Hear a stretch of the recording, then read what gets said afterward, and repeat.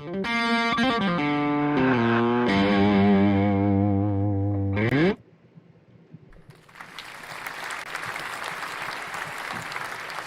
and welcome to week 6. How's everybody doing today?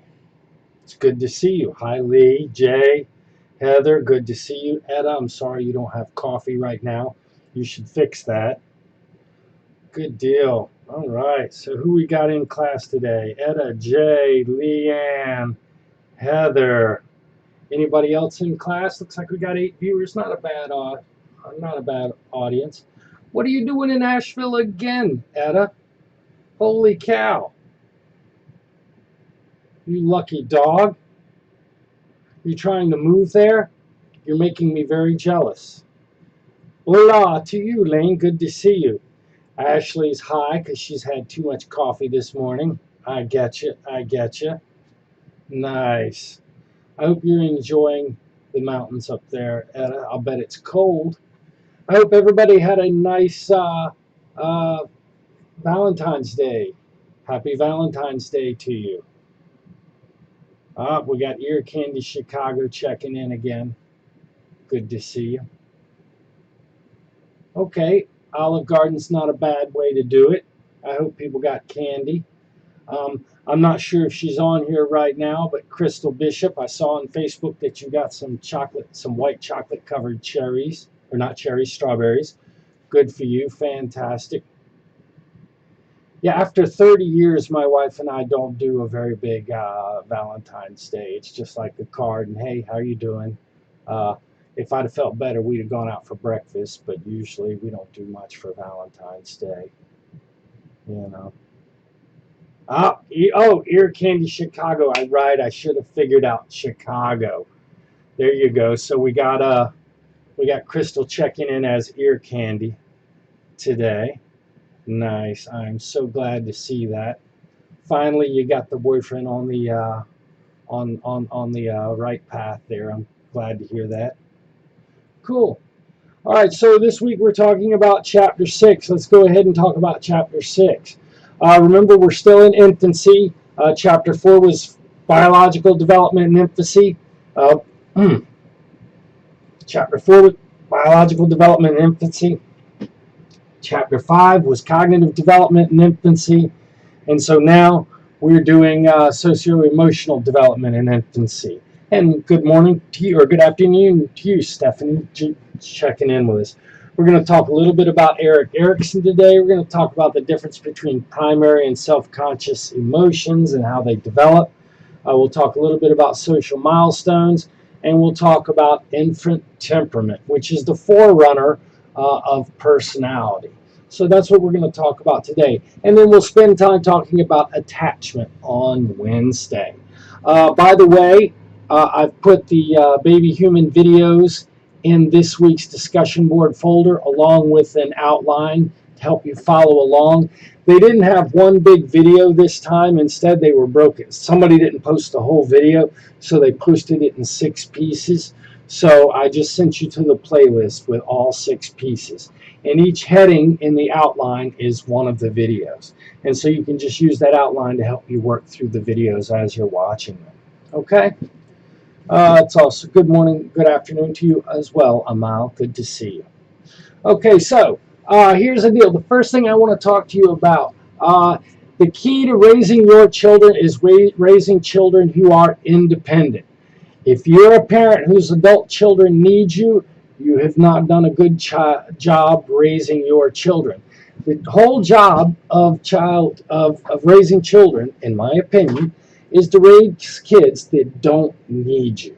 Now, this is hard because you think about yourself with a young child, a 1-year-old, a 2-year-old, a 5-year-old, and you think that you're their whole world and you're everything to them. Yes, it is. But your goal as a parent is to make it so that your children do not need you. That's the goal, okay? And so the first step to that, though, in the first year, is building enough confidence in your child so that they can start to become independent. So you're not going to start leaving your kid alone this first year. The first year is the year in which you are so good to your child and take care of their needs so well that during their second year, they feel confident enough to start stepping away from you. And from 2 to 5 to 14 to 17, the job is for you to get them so that they don't want you and don't need you and can do for themselves on their own. But it all starts the first year with building a secure base on those children, building a child that has enough trust in you and enough trust in the world so that they can begin the exploration process. And yes, Leanne, you are going to watch all 6 videos. Actually, I've got a couple more on attachment I'd like for you to look at too, okay? So those will be the videos that you watch.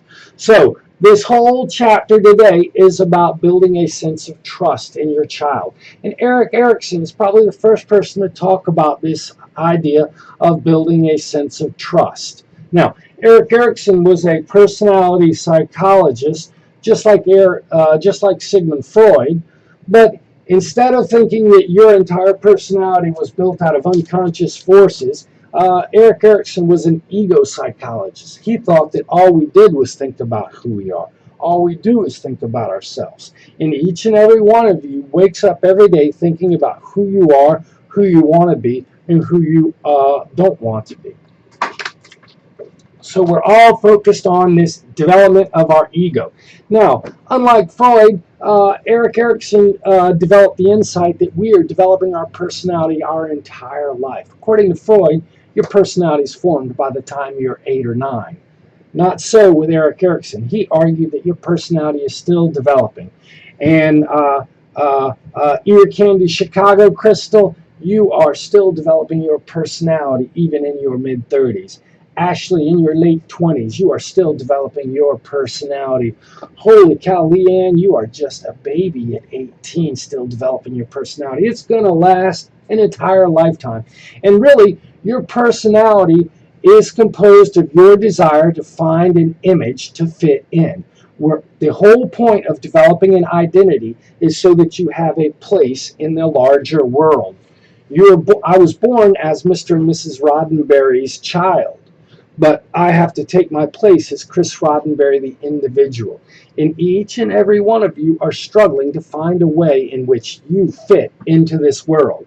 And Leanne, you're 18, you're young. If you're like most people, you probably don't see where you fit into the larger world, and it probably makes you nervous. Just know that we all went through that as we tried to find out where we fit into this world. And it's a lot harder than people give it credit for. Okay. Now, if you go to nursing school, you will definitely hear more about Erik Erikson. If you're going to go through a teaching program, you're going to hear about Erik Erikson. So I just want you to be familiar with Erik Erikson. And what he argued is that at different points in our life, he thought there were 8 different points in our life when we meet a crisis, or what he would call a developmental task. Have you folks ever heard of the term identity crisis before? Erik Erikson is the person who coined the term identity crisis. Now, crisis doesn't always mean bad thing. It's just a task you have to resolve. And so at 8 different times in your life, you're going to have to solve a task. And if you solve that task, you're going to develop a virtue. Now, virtue, don't think of it as a moral virtue. Think of it as a personality strength. So according to Erik Erikson, we have to go through 8 different tasks or crises in our life. And if we resolve these tasks successfully, we develop a personality strength. And each personality strength we develop helps us face the next crisis and develop the next personality strength. Okay? You know what, Leanne, you are not having an extended one. In fact, I will be willing to bet that you, just like everybody else's identity crisis, is going to last sometime into your mid-20s when you find a position. You know what? If you get laid off from a career and are trying to make a career change, you're going through a different sort of identity crisis. Ashley, I know that you say you hope to get back into the airline industry, but like a smart person, you took this opportunity being laid off to find yourself another career direction in case this doesn't work out. So in a sense, Ashley, you're having to renegotiate your identity. If you get divorced, if a spouse dies, if you change jobs or careers, you have to revisit your identity crisis to sort of figure out where you fit. Hello, Daniel. I don't know you. Are you new to the class? I don't remember you being in the class. Are you going to be well behaved, Mr. Barber? I hope so. There you go. Right, Ashley. You learn something about yourself when you go through these crises. Now, we're going to talk about the first two crises according to Erik Erikson. The first is trust versus mistrust, which is the first year, and autonomy versus shame and doubt, which is the second year of life, second and third year of life. Now, the first crisis, according to Erik Erikson, is you are completely helpless. You need somebody to look after you. And it's this point where you want to discover, is the world a safe place? Can I count on people to take care of me? Any of you who have ever been let down by somebody you really, really cared for, somebody you really needed to trust, knows what it means when you've had your trust violated and you begin to question yourself, are people good? Are people really going to help me and look out for me? And the first person you need to do that is your primary caregiver. Now, if your primary caregiver is sensitive to your needs and takes care of what you need, you develop the virtue of hope. This is a personality characteristic. The personality is that the world is going to work out. And you know what? There are some people that are ignored and abandoned by their parents in the first year of life. And these people have trouble even engaging with the world because they think that the world is a horrible, horrible place. And so the first year of life, if your primary caregiver, if your parents take care of you and are sensitive to your needs, you'll develop this sense of hope.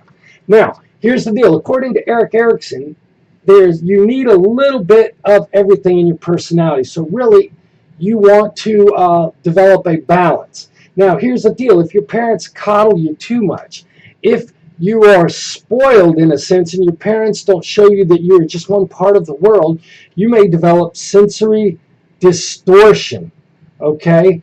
And in a sense, you might be a gullible person because you know what? You can't trust everybody you meet. In fact, I remember this old timer told me one time, he said, remember, Chris, not everybody who smiles at you is your friend. So even though you need to develop a sense of trust, you need to understand that there are limits to trust, the people you can trust and people you shouldn't put your trust in. On the other hand, if your parents show you no concern at all, you'll develop what he called the maladjustment of withdrawal. You'll be paranoid, depressed, maybe even psychosis. So the ideal is you want your parents to show you that the world should be a safe place with limits so that you develop the personality trust of hope.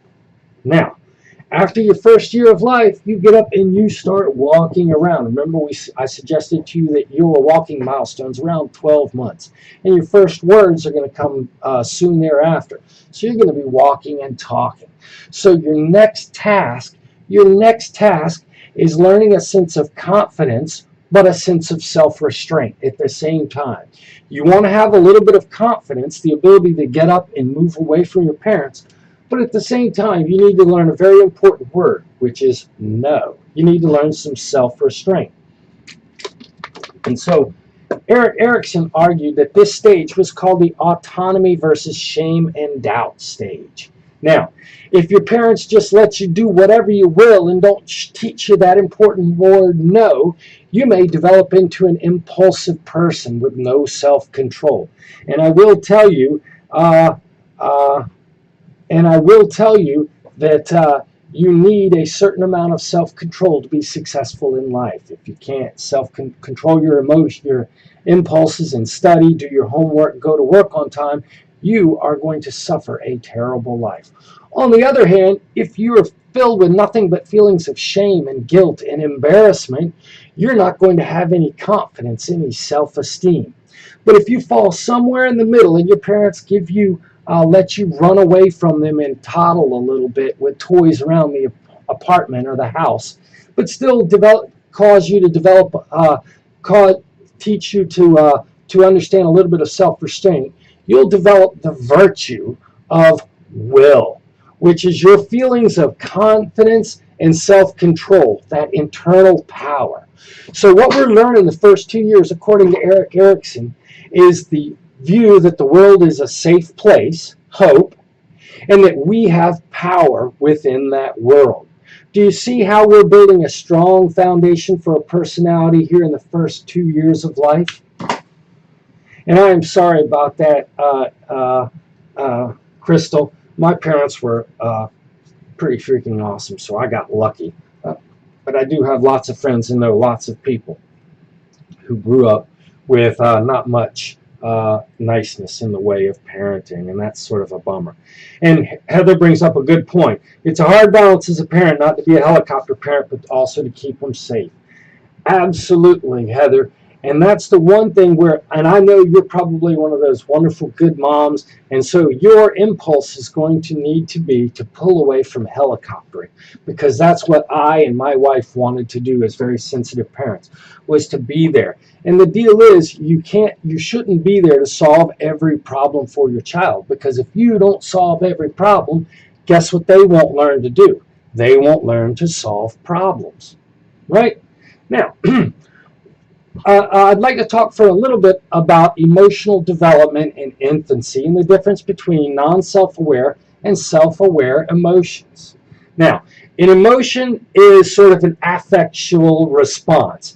It's a positive or negative feeling towards an object, idea, or place. And in fact, psychologists, instead of using the word emotions, they use the word affect. Positive affect, negative affect, energized affect, laid back affect, okay? And emotions play an important role in communication and behavioral organization. Your emotions tell you what you like and what you don't like. They tell you what you should be doing and what you don't do. Your emotions tell people what you're feeling so they can respond to you appropriately. You read other people's emotions in order to learn how to respond appropriately to me. Right, Crystal. What emotion is that baby experiencing? That baby is experiencing fear. Notice the difference between fear and surprise. The eyebrows are a little bit lower for fear than they are for surprise, right? And you see sadness. So it turns out that human beings are built with 6 primary emotions: surprise, joy, anger, sadness, fear, and disgust. And you know what the cool thing is? No matter where you go in the world, the same basic expressions are used for the same basic emotions. These are universal things. So, if you go different places in the world, this is a good thing. If you go some places in the world, this is a bad thing. If you go some places in the world, this is a good thing. If you go some places in the world, this is a bad thing. Signs and language mean different things all over the world, but those 6 basic emotions mean the same thing everywhere in the world. A smile is a smile in Shanghai, Puerto Rico, or Alaska, right? So we all have 6 basic emotions. Now, these emotions are universally present and similar in all human beings, and they begin to emerge within the first 6 months of life. Now, the weird thing is, infants engage in a smile the first month of life, but this is not a true smile. This is what we would call a reflexive smile. It's not a true smile. It's a reflexive smile. Children don't start their social smile, their communicative smile, until around 3 or 4 months of age. So if your little 1-month-old baby is smiling, it's a reflex. You're not that funny yet. But around 3 or 4 months, your child's going to be demonstrating what we call non-self-conscious emotions. A non-self-conscious emotion is an emotion that doesn't require you to think about yourself. Joy is a non-self-conscious emotion.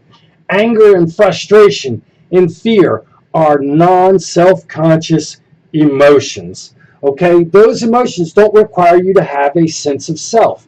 And the video that we watch this week for the webinar will show children developing these non-self-conscious emotions around 14 to 15 months of, around 12 to 15 months of age. Now, we talked about objective self-awareness, which is the knowledge that you are a person. Some emotions require you to be able to think about yourself. Have you ever been embarrassed before? Have you ever been proud before? Have you ever been ashamed before? In order to have one of these emotions, you have to be able to think of yourself as an object. And it turns out that there is research which suggests that children do not develop a sense of self-conscious emotions until sometime late in the second year of life. And when you watch the video on emotional development for this week's webinar, you will see how they show that children don't seem to demonstrate shame and embarrassment until they develop a sense of self. Now, right? Sometimes that's just how you feel. Isn't it, Crystal and Leanne? And you know what? I'm a college professor. I'm supposed to be classy and professional and all that. But you know what? Sometimes I just want to show the world my middle finger too, right? Now, as soon as I tell you that emotions don't develop until late in the second year, there is some research, it's controversial, that maybe shows that children develop self-aware emotions before the first year. And that's that Mize et al. Reference that I've got at the bottom of the page. And so they show that kids seem to show jealousy when mom plays with the doll rather than them. But the evidence is a little bit contentious, and not everybody believes that we develop self-awareness, self-aware emotions that early in life. So I want you to know the difference between self-aware and non-self-aware emotions, and the fact that your social smile doesn't develop until around 3 months, and your self-aware emotions don't develop until sometime late in the second year. Okay, now kids also use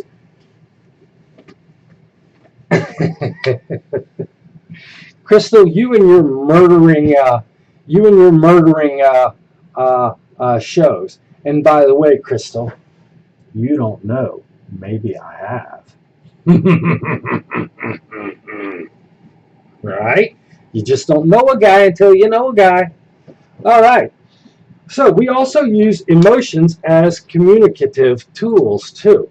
Crying and smiling are definitely methods of communicating with the caregiver to help control their world. And you parents, Heather, you can definitely answer this. You're right. Good one, Leanne. I wasn't as quick on the hot button as I should have been, right? Heather, you can probably attest to this. Children have different kinds of cries that we can basically tell. They have their basic just annoyed cry. They have their angry, pissed off cry. And then children have their, when they're in pain, cry. And some moms will tell you that they can distinguish hungry cries too. You know, children do cry differently. And once you have a child and get used to their crying, you will begin to understand the way they're communicating with their emotions. Now, crying is normal and natural, and I don't want anybody to forget that they can cry. And, you know, Bradley, don't be afraid to cry in front of Crystal. It'll only build those bonds when she sees you have a sensitive side. Lane, don't hide your sensitive side, right? But crying and this overflow of emotion is something that we're going to want to learn how to control to some degree later in our life. And we're not going to say that boys don't cry, but boys don't cry about stupid things, just like girls don't cry about stupid things. So we're going to have to learn how to control our emotions when they're not appropriate, right? So most adults can distinguish anger from pain cries, though parents are better at distinguishing their own baby's cries than other cries. Excessive crying at 3 months is associated with hyperactivity and mood disorders at age 6. So like I said, crying is sort of uncontrolled emotion. So sometimes we do want to teach our children how to control these emotions. Now, here's the deal. The relationship between infants and parents is reciprocal. Not only do primary caregivers respond to baby's emotions, but the baby changes their emotional state in response to you. If your baby is crying, you don't need to get upset that your baby's crying, because that'll only make the baby more upset. Some parents, especially neurotic or depressed parents, when their kids start crying, they get really upset and they show their kid that they're upset. You do not want to be the upset parent. You are the comforting rock. So when your baby cries, you want to become calm. You want to be like that uber caring, controlled person that helps soothe your baby, because they're going to read their emotional functioning from you. In the videos that we're watching this week, it's going to show you that children have synchrony. Their emotions synchronize to your emotions. If you're happy, your child feels happy. If you're sad, your child feels sad. Those of you who have pets often know that your pet sort of shows your mood and reciprocates your mood. Same thing with your children. So to be a really good parent and really to help your kid learn to overcome their fear and develop feelings of trust, you want to be sensitive to their needs, and you want to be calm when they are uptight, so that you can hold them and they can feel your calm heartbeat. And you know what? Talking to your kids about your emotions helps them learn how to deal with their emotions, so that they can perceive other children's emotions, and they'll become more helping and sharing with other children. So one of the things we're going to talk about when we get to early and middle childhood is coaching your kids' emotions up. When your kid has an emotion, don't tell them to put that emotion away. Instead, talk about that emotion, work through that emotion, and help your child learn positive responses to their emotional responses. And I am so sorry. Well, actually, I guess it's fun to be sad. I mean, not to be sad, but so come on. Surely when you've seen a sad movie, you can give us a tear or two, Crystal. Just one, maybe just one tear. Okay. Now, as I suggested to you, your kid's born with a reflexive smile. It's innate. It's not caused by external stimulation. Don't be proud of yourself. You're not a great parent at that point, okay? The social smile is the voluntary smile that's going to be a smile in response to an external stimulus, and it's going to occur around 2 to 3 months of age. And you know what? If your child's smiling a lot at 7 months, they're going to be more self-regulated at 7 years. That predicts that they're going to be able to regulate their emotions better at 7 years of age. It's not fun to be sad, but sad makes you appreciate happy, I think. Now, some attachment milestones. We're going to talk about attachment more in depth on Wednesday, but I do want to talk briefly about some milestones that you should see in your child. Starting around 7 or 8 months, your child should start to bond to you well enough as a primary caregiver that they're going to begin showing separation anxiety and stranger anxiety. Separation anxiety is the fear of being separated from the caregiver, and they're going to demonstrate their anxiety by crying. This is called separation protest. This is a very normal part of the attachment process, and it means your kid has a good bond with you as a parent. Okay? On the other hand, stranger anxiety. When your kid bonds with you and develops the cognitive ability to differentiate you from strangers, they're going to develop a very normal fear of strangers called stranger anxiety. I can't tell you how many toddlers I've met, and as soon as I say hello to the toddler, they'll run around behind their parents and try to hide from me. Usually the parent is quite embarrassed, but they shouldn't be, because this is completely normal. And both of these things, separation anxiety and stranger anxiety, should begin to decrease during the second half of the second year. Now, as soon as I talk about stranger anxiety, I always have a parent that says, my kid likes strangers. My kid isn't afraid to be alone.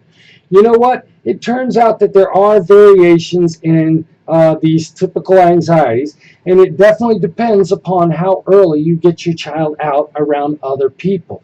If your kid goes into daycare immediately upon birth, they're going to have less separation anxiety and less stranger anxiety because they're around other people. But you know what? Children are less likely to show stranger anxiety when they're in their familiar environment. They're less likely to show stranger anxiety around kids than they are adults. And you know what? If you smile at an infant kid, they're less likely to show stranger anxiety. Right, right. And you know, that's one of the things where I had to coach my parent up. Remember, we talked about trust versus mistrust, and we argued you can't overdo it. My wife thought she was being a good parent by rocking my oldest son, CJ, to sleep every night. She would like him to sleep in her arms. And I told her, I'm like, you're screwing up. As soon as we got home from the hospital, I said, you're screwing up. You need to put that baby in his crib and let him go to sleep. And she's like, oh no, it's so sweet. And she would hold him and rock him to sleep. After about a month, he wouldn't go to sleep unless she was rocking them. And then he became more fidgety, and he wouldn't go to sleep unless she walked him around the room, rocking him for a half an hour. And after about 3 months, CJ was crying, and he would not go to sleep, and you could not put him down at all. And my wife turned to me, and she said, please help. And I looked at her, and I said, do you really want my help? And she said, yes. And I took her up there, and I did the good parent thing. I put him in the I made sure he was not hungry. I made sure his diaper was dry, and I put him in his crib. We stepped outside, closed the door. He cried for a half an hour, and my wife cried for a half an hour, but I wouldn't let her go back in the room, right? The second night, I took him, made sure he was dry and wasn't hungry. I put him in the crib. We closed the door. He cried for 15 minutes, and my wife cried for 15 minutes, but he went to sleep. The third night, we put him in the room. He cried for a couple of minutes and then went to bed. The fourth night, put him in the room, and my kid went straight to bed without a bit of crying. I solved the going to sleep problem because I am the psychologist, and my wife didn't know what the hell she was talking about. Ha! Don't tell her that. Shh, don't tell her I said that. Yeah, and as a good parent, you don't want your baby to cry, but what you have to understand, and this is sort of what Erik Erikson understood, there are some things that they have to just get used to. Going to sleep by yourself is just something that you have to get used to. So that's one of those places where you need to be a little bit tougher with your kid. They just have to learn how to go to sleep, okay? Now, here's the deal. Your kids have emotion. They use emotion to communicate to you. But you know what? You folks all have jobs. If you went to work and your boss told you to clean the fryer or to clean the bathroom, and you started screaming and threw a tantrum and fell on the floor like a 2-year-old, wailing and crying, your boss would probably fire you. You have to learn how to regulate your emotions. Does anybody have a friend, a partner, somebody they know who can't control their emotions, who flies off the handle and gets angry really, really quickly? Does anybody have a friend with emotional regulation problems? Honestly, I have a bad temper. Controlling my anger is something that I really have to work on, that I've had to... Right, I know it's a sick wife burn. Don't you tell her. Shh, shh, shh. Don't tell her. It's only been 30 years. She might leave me if she hears that, okay? Okay? So, exactly. Well, Leanne, and you're that friend. And you know what? I'm that husband. My wife is more of the controlled, non-emotional person, and I'm the one that runs around the house going, "You don't love me anymore," and throwing tantrums. So we've switched the stereotypical gender roles there. But right, and so we all, honestly, Ashley, Leanne, we need to learn how to control our emotions, to regulate our emotions. I'm not saying you can't cry and you shouldn't cry, but you do have to learn how to control your emotions. Yes, we do balance ourselves out. If we were both crybabies, it would be a mess around our house. And if neither one of us, if we were both as emotionally controlled as my wife is, we probably never would have had babies, if you know what I mean, right? Now, here's the deal. There you go, right? One balances out the other, Crystal. Now, here's the deal.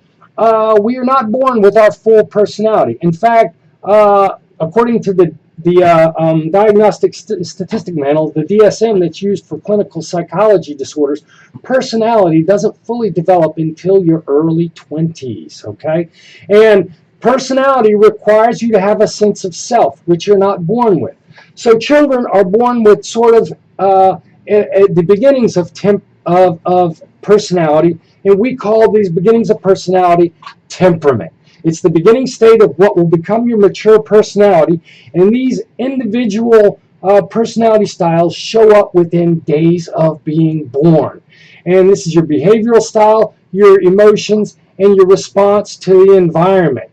These differences can be seen as early as 5 or 6 days of life, and there is research to suggest that temperaments that you develop as an infant predict the way you will act as an adult. And so maybe I was a cranky little baby when I was born.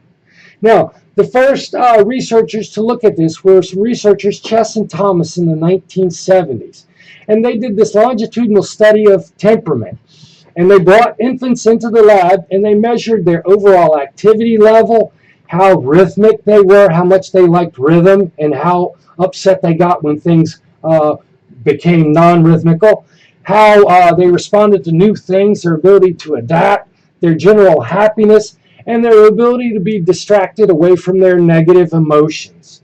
And what they found was that you could group children into 3 broad types. Some children, about half the children, were easy children. They had a positive mood. They were really good with routines, but they were really adaptable to new situations. Heather, do you have an easy child that's just really easy? A lot of people say, oh, my kid's so easy. Both of my children turned out to be relatively easy. Now, some children, on the other hand, were the children that cried a lot. They spent a lot of time crying. They didn't sleep well at night. They didn't eat at the same time. And they had difficulty whenever new things. They were scared of new things. 10% of the children were what they called difficult children. Difficult children. Exactly. Boys are definitely pain in the asses. My wife would probably concur with that about me. And they found that 15% of the children didn't show the negative emotions and weren't irregular in their patterns, but they didn't like new things. They were kind of scared, if you will. Those were what they called the slow to warm up children. So I want you to know those 3 personalities. Next time you meet somebody who has an infant baby, ask them to tell you a little bit about their baby's mood, routines, and adaptability to new situations.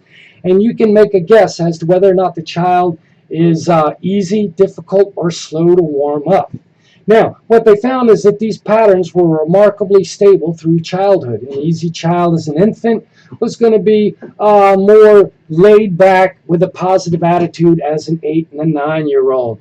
Your over-emotional, angry child at 6 months of age was going to be more irregular and angry at 6 years of age. So these temperaments were relatively consistent. Right? Now, here's the deal. Temperament is only one way of looking at infant personality. There's some other models that looked at infant personality from different perspectives. Kagan looked at what she called an inhibited versus an uninhibited personality. So a child that was super duper scared of something is called, and new things is called inhibited. Children that are curious about new things are what we call uninhibited. And she found that inhibited infants were inhibited at 2 and 3 years of age. And kids who were excessively frightened of new objects at 2 to 3 years of age were more likely to have anxiety disorders and phobias at 7 years of age. Now, if you watch the videos that I have from this week's webinars, what they're going to talk about is right frontal lobe versus left frontal lobe activity. Your right frontal lobe activity is going to be associated with the negative emotions of the inhibited kids. The uninhibited kids, when they see something new, are going to have more activity in their left frontal lobe. Now, it turns out whether or not you like something or hate something, your approach motivation is going to be mediated by your frontal lobe. If you want to approach and hurt that thing, it's going to be your right frontal lobe. If you're approaching something because you like it, it's your left frontal lobe. So frontal lobe is related to inhibition, inhibited functioning. Yes, it is, Leanne, especially my mouth is so dry and I've run out of water. I've got cotton mouth really bad right now. Now, so instead of putting, now, Kagan and the chess models are what we would call typological models. You're either easy or difficult. You're either inhibited or uninhibited. So I'm like putting you in one cup or another cup. The Rothbard and Bates model instead is what we call a dimensional model. Instead of typing kids, it says that we all have some degree of extroversion, we all have some degree of negative affect, and we have some degree of ability to control our emotions. So think of these three as all dimensions. So you can have some degree of extroversion. You can either be very extroverted or a little extroverted. You can either have a lot of negative affect or a little negative affect. And you can easily control yourself, or you might have no control over yourself. So you have these sort of dimensions. Now, and what they found is that you can measure kids and compare them along these three dimensions. Now, which one's most important? The effortful control. Effortful control of your emotions is the thing that's going to predict your academic success, your school readiness, your decreased likelihood of ADHD, and I will argue your success as an adult. If you're constantly flying off the handle, you are not going to do well in your professional life. Now, what should you do as a parent? So the deal with parents is you're not telling your kids not to have emotions. What you're trying to do is to help them manage their own emotions. There's a difference between telling your kid, stop crying or I'll give you something to spank about. I'll give you something to cry about by spanking you. That's stopping your emotion. Instead, you want to teach your kid to deal with their emotion, right? And so the deal with being a good parent is this idea of goodness of fit. If your kid is inhibited and scared of things, don't scare them with lots of things, right? Ease them into things slowly. If your kid has trouble changing routines, when you introduce a change in routine, give them time to get used to it. The idea is there's no such thing as a bad kid. There's no such thing as a bad parent. Really, there's just a bad match between parents and children. So figure out what temperament your kid has and create a world where their temperament can be successful. Okay? Structure the environment to fit the child. And don't label them. Don't label them. They will figure out who they are. I hated it when my dad told me I was this and I was that. One of the things that used to piss me off about a middle schooler and in middle childhood was my dad telling me, you're this, you're that. He doesn't know what I am. I know what I am. Don't label your child. And set them up in situations where they can get over their fears of inhibition and where they can control their emotions. So you want to set them up in situations where they're not going to be overwhelmed, but where they can have success.